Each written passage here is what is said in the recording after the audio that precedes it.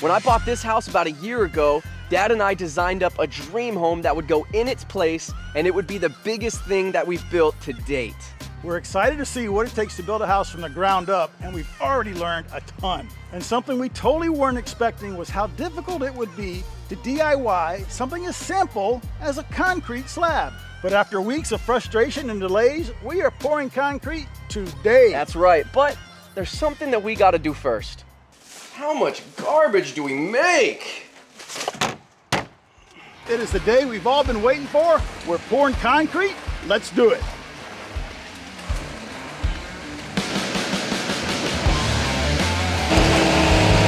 That'll be a whole hour trip.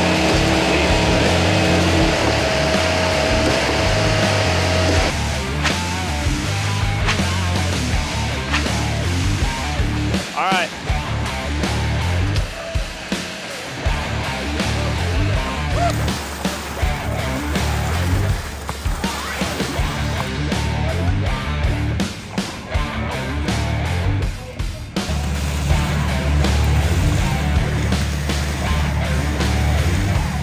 All right, gang, you can see we got a void in the forms right here, so all they're doing, they're backfilling as they pour, put dirt on one side, concrete on the other, build it up as they pour.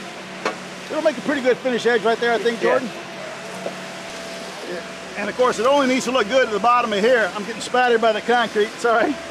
Because remember, we're gonna build all this up. There's gonna be drainage here, landscaping, some kind of hardscaping, right? Some steps or sidewalks. It's gonna be fantastic.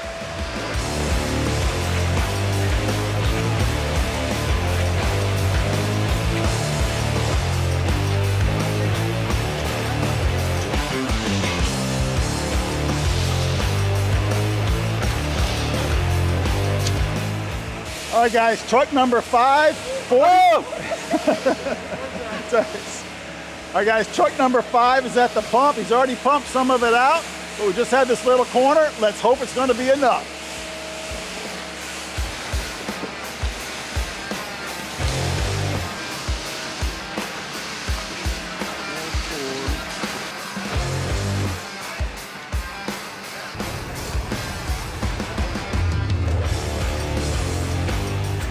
Got this little corner to fill in.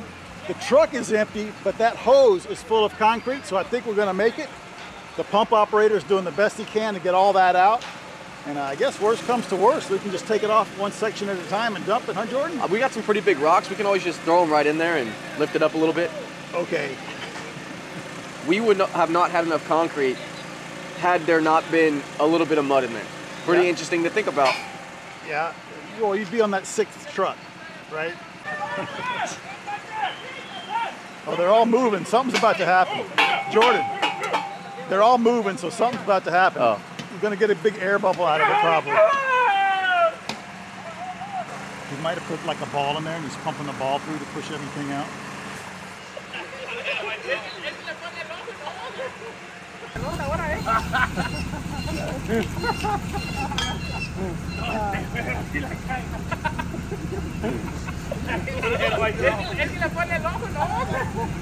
Why are you guys all backing up? Because they put a ball inside. Oh. It's a rubber ball. Uh-huh. It puts all the concrete inside the pipe. Oh.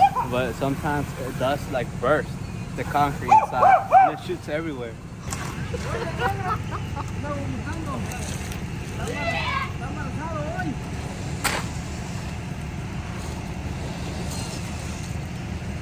All right, Jordan wants a lesson on the bull float. They're going to give him a try.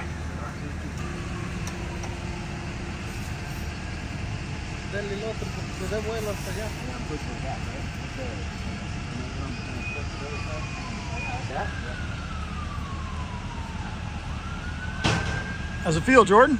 I don't know. It's like there's like resistance. Oh, I'm gonna mess this up. I'm scared. I don't want to do it. Where do you learn how to do that, though? I mean, you got to learn on the job site, but you know, how do you train guys? You don't have just like wet concrete that you know. Like a test pad you practice on? Yeah, you learn on other people's houses. I don't know if you can see it, but if you stand right here, I can already see where you left those little bumps. Yeah, I can see it.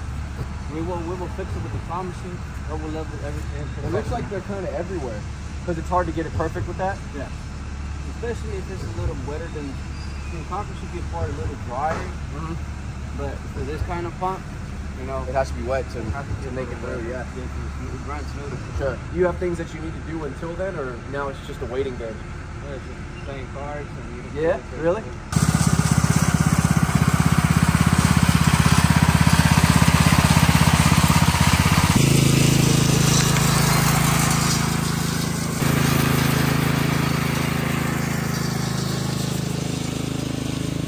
All right, the concrete finishes are gone. Now, first things first, it's really hard to film something like that when the work is proceeding so fast and we're just trying to stay out of the way. And it's also difficult to film something like a slab pour that we've never filmed before because we don't know the pace and what's happening now and what's gonna happen next. Right, we can't plan shots, we can't really tell that story and show people what it's like to pour slab because we've never done it ourselves. So it's a lot of frantic filming, but people have seen slab pours, I feel like, so it's just another slab pour, right? It's just another slab pour. That's all it is. So as you saw, we had a pump truck located at the street with a long hose all the way to the back here. They started pouring the back, filling the grade beams, and working their way forward. But they started at the back because they wanted to get this section done first because it had to harden so they could remove these forms to work it later. And the forms are what created this edge between the level slab on the garage and the slope slab back here on the porch. Remember, this is one monolithic pour, no joints, no seams, 40 yards of concrete right here that I'm standing on. So they kept pumping, spreading concrete. When they got to here, they had a couple of stakes set up with some nails in them that they established with their laser, and that let them get their screed level. They kept working all the way to the front, and we had about 5 gallons of concrete left in the last truck. And that's what that is right there. Yeah, they piled it up right here because they might need that to fill in some low spots later. Once they had it all bull floated roughly and screeded, they went for a 2-hour lunch, came back at 11 and started final tuning the slab. And what were all those final details? Well, let's start back here at the porch. Now you can see the form board just runs straight across on the same level as the slab, but they just got their screed and went from here where they had a 1x2 ripped to the top of this one and created the slope, and you can see what a great slope that has. Once this is set up enough, they got their broom and put a broom finish in it so you don't slip when you're walking on it. But before they did that, they got their edging trowel and they ran along the entire edge of the slab on the porch to give it a nice rounded over corner. And not only that, they also did it on the main slab. I expected them to do that on the porch, but I didn't expect them to do it on the slab. A lot of slabs I've seen, they just leave this rough. They don't tool that at all because you can have your base plate here and then your wall, and it usually gets covered, but I sure do like that detail. Makes it look nice. You love when people do nice work, even though you know it'll get covered up. I do. Because you can relate to that. Yep, and they even took their broom when they broomed the porch, and they broomed this little edge right here so it looks nice and matches the porch. I really like that detail cool. too. After that, they wet set all the anchor bolts. What I mean by wet setting, they just grabbed them and put them in the wet concrete. Where we live, that is acceptable. In some locales, you have to use a little plastic bracket made just for that purpose to hold the anchor bolt in place. We laid out all the locations so that we don't have an anchor bolt, for instance, that comes up in the middle of our garage door right there and you got to cut it off later. How many times have you seen that done? Now on the front of the garage, we have an 18-foot wide garage door. And we wanted a ramp right here. Sometimes you'll see a step, but we thought a ramp would be a lot better. So it's 18 feet from this edge all the way to the other edge. And how did they make that little ramp? Pretty simple. They just took a scrap stake, put a nail in it, 1.5 inches from the bottom. They let the nail ride on there, and they just pulled it across. Probably went the other way like that, because that's where all the concrete is. And they even put a broom finish on that so you don't slip on the ramp when you're walking up from the wet outdoors. I think this ramp is my favorite part of the slab so far because I can just imagine driving over it and parking in the garage. It's like the most visual for me. Right. I can't wait to see you drive your car in here, and me, I can't wait to drive my truck in here. Now What? we do have a What are you talking about? 10-foot garage. Wait, hold on. What are you talking about? Now we do have a 10-foot wide garage door in the back, kind of a pass-through garage. But we decided we liked the edge back here. We didn't feel like we needed a ramp in the backyard because we're not going to be using this one all the time. And after all that was done, power trowel time. 4 blades, pitched at an angle about like that, running pretty slow as far as the RPM, just to get everything dialed in. They let the concrete set up a little bit, lower the angle of that blade, speed the machine up, make another pass. Final pass, the blade's almost flat, the machine's at full throttle, and it put a very smooth finish on here. What'd you call it, Jordan? About as smooth as a baby's bottom? I never knew that concrete could be that smooth. When you Yeah. put your hand over fresh poured concrete that's power troweled, it's so smooth. Yeah, that blew me normally away. you can't do that on the sidewalk. No. It's like sandpaper, but that's just totally smooth. Love it. So excited we finally got the slab poured. All right, guys, you know how hard we worked getting this foundation in, but what we haven't shared with you is how hard did it hit the pocketbook?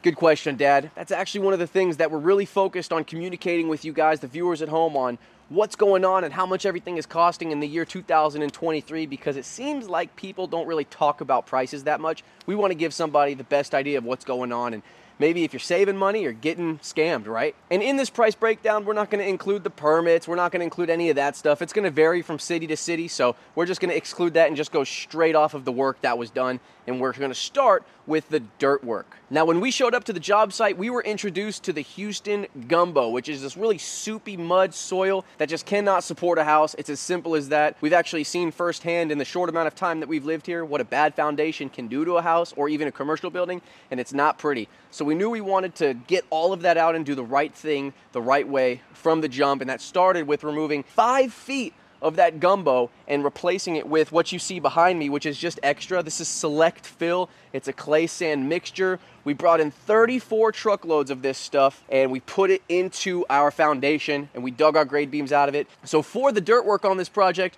we spent $8,500. That was bulldozer and that was Select Fill, the whole thing. And after that, we rented the excavator, and that was a real fun day. I remember when it showed up and we hopped on it, and that was just such a fun video to make, and it seemed like it was forever ago. That excavator cost us $1,800 to rent. I think it was a 3-day rental, and we really had to move fast with that thing, which was hard because we were learning how to use it. But yeah, $1,800 for that sucker, and that was pretty much the cost to do the grade beam work ourselves. So after the grade beams were dug, we called the plumbers to come rough plumb the sucker.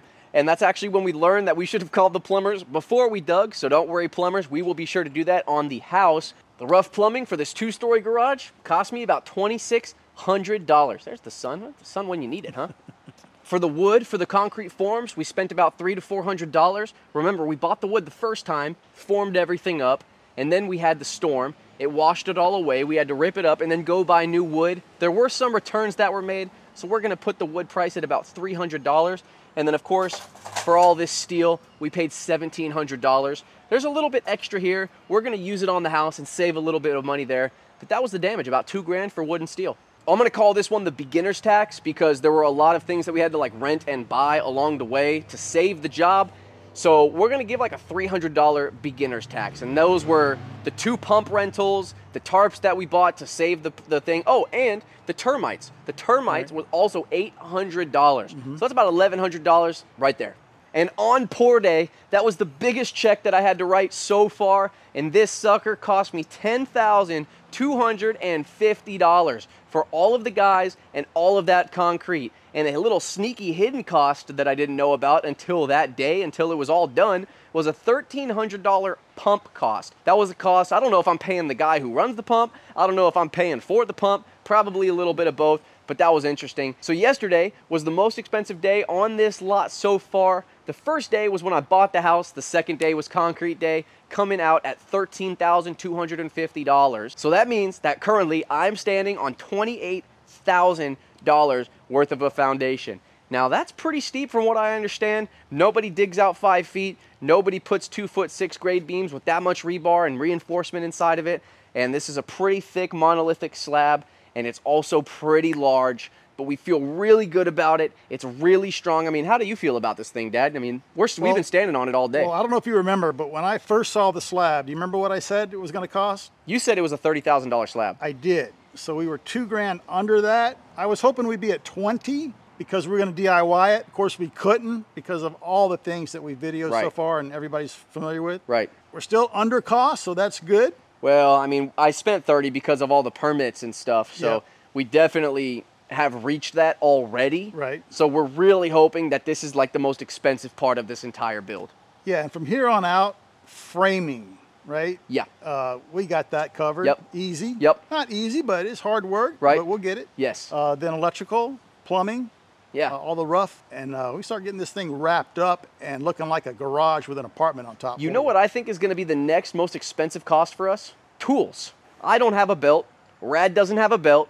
We don't have tools. We don't have hammers. We don't have nail guns. We Y'all got can use nothing. mine because I'm just going to sit in this chair over here and watch y'all the whole time. Even so. So I think that's going to be the next most expensive cost for us. Matter of fact, if you guys watching this want to drop comments right now on your most like preferred house building tools, I mean, we watch tons of videos. We watch RR, Perkins, all those guys. But if you guys have a little secret and you want to drop it down in the comments on like a cordless or a hammer, just something you really love and you would never work without again, drop it in the comments so we can read it and potentially pick one up. Yeah, I'm interested to know about the high pressure compressors with the high pressure guns. They're much lighter because the pressure's higher, but you need a special compressor. Is it worth it, or is that just for the production guys who are building like 500 houses a year? I mean, you always talk about compressors and hoses, and I'm like so far the other way. I just want something battery powered, something that I don't have to worry about. Yeah, I'll jump down and plug something in. Yeah, hoses and cords, definitely a drag on a job site. But you love it still.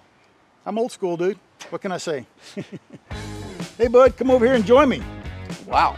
I picked up some chairs for us. Man, this is awesome. We're going to need these. Absolutely. Now we actually have a place to sit. And guess what? We are sitting in your garage on the slab. I can't even believe it. We're not playing in 3 feet of mud. I can't even believe it. Man, it feels so good. I want to say a huge thanks to you and Rad for helping me get this thing done. I mean, I know it was tough, and for a few times there, it really looked like it was never going to happen. Right. It was dreadful. That's all I can say. Yeah, but we're past that, and hopefully no more horror stories. But you know what I always say, if anything goes wrong, at least we can film it. That's right. Because next is framing. Right. And we got that. Oh, we got framing all day long, but I'm sure we're going to continue to learn about the process of building a house. Every day. Can't wait. Can't wait. So everybody, put a nice broom finish on your like button, smash it for us, drop a comment, please subscribe, check out studpack.com for merch, and we'll see you on the very next Stud Pack video. That's right, and we're going to be right here on the next one. We sure are. We're not going to move. It's a $30,000 seat, dude. It's like Super Bowl tickets or something. Taylor Swift's tickets.